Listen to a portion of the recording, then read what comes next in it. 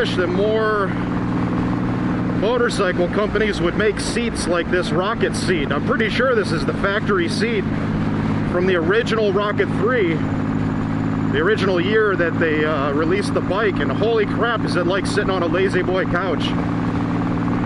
It's just nice and flat, cushy everywhere. A little bit of pressure on my tailbone, but otherwise, that entire trip that I did the other day, I didn't have any complaints whatsoever. It's just a very, very well-sorted seat. I wish sport bikes, they'd be a little kinder to the rider. Maybe have an option you can pick from to do a road seat or a track seat, because honestly, a lot of the sport bikes come with seats that are really just intended for riding on the track. Super hard, super thin, and if your back isn't killing you from being hunched over, your ass is killing you from having pressure points build up.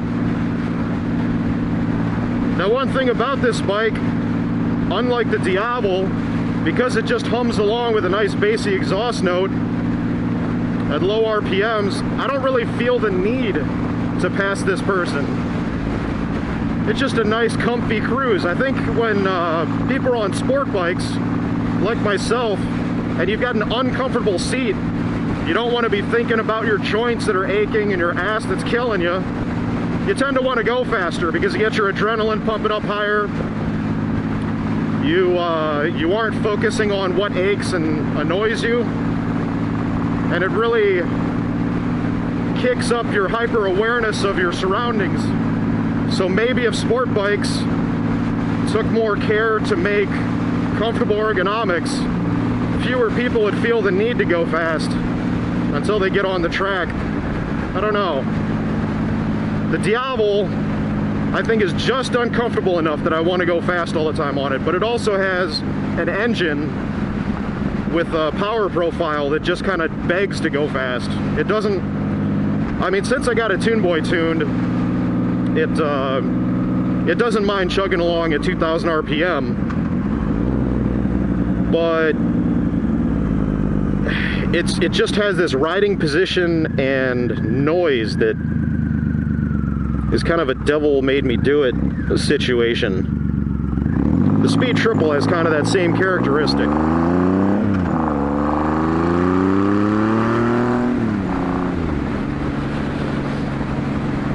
Watching out for cops. So here's one of the twisty bits.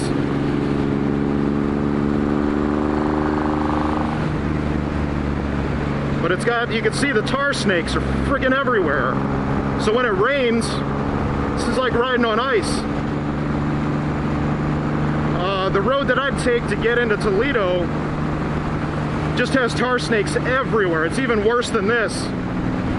And when it'd be rainy out on my Speed Triple, like you could hear the engine going zoop, zoop, zoop, zoop, zoop, zoop, zoop, zoop, zoop, zoop, zoop, zoop, zoop, every time the rear wheel slipped. And I'd be just doing the speed limit. And those damn tar snakes are so slick that it was just constantly skipping out the rear wheel. Now, if you had traction control, your traction control would be constantly kicking on and your ride quality would be pretty crappy. The ride quality wasn't too bad with the rear wheel slipping, but it's not good for your tires, and it sure as hell isn't safe. So it really annoys me that people repair roads by just slapping some tar snakes down. That's not safe for bikers.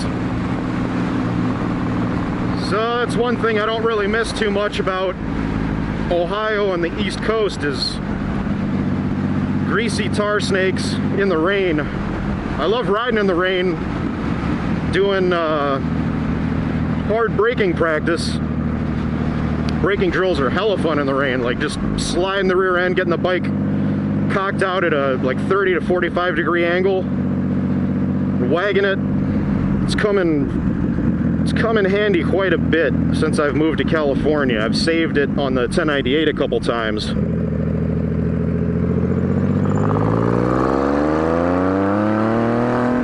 One time I had to lock up both brakes while I was lane splitting. This was before I was wearing the camera all the time. I went to a concert. I think it was when I went to see Pendulum with my friend Jessica. And on the way home, maybe just a couple miles from her house, I was splitting through the cars. They were going like maybe 5-10 miles per hour. But as I approached the light, this minivan decides it's going to merge, like kind of scooch over and close the gap on me. So I had to hammer on both brakes, and I could feel the front end skidding, and the rear end was definitely sliding, and I got the bike almost completely sideways and came to a stop about 6 inches from their rear bumper. It's really screwed up.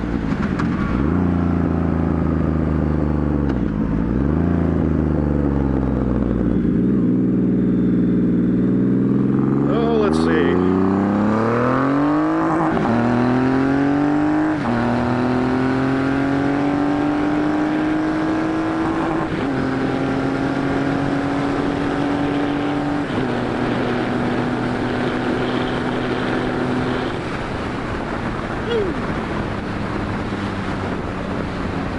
Oh, enough of that. It's amazing how slow you feel when you get back down to about 60. The world just goes by so much slower. Oh, my shirt's all tucked up into my armpits. Whew.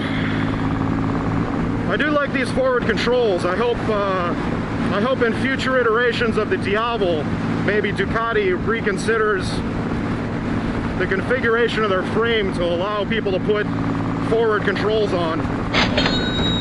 It is pretty comfy, although they'd have to have a comfy seat too, but I think the 2015 kind of took care of that. Oh. Yeah, Dad definitely doesn't need to think about getting that supercharger or turbo kit.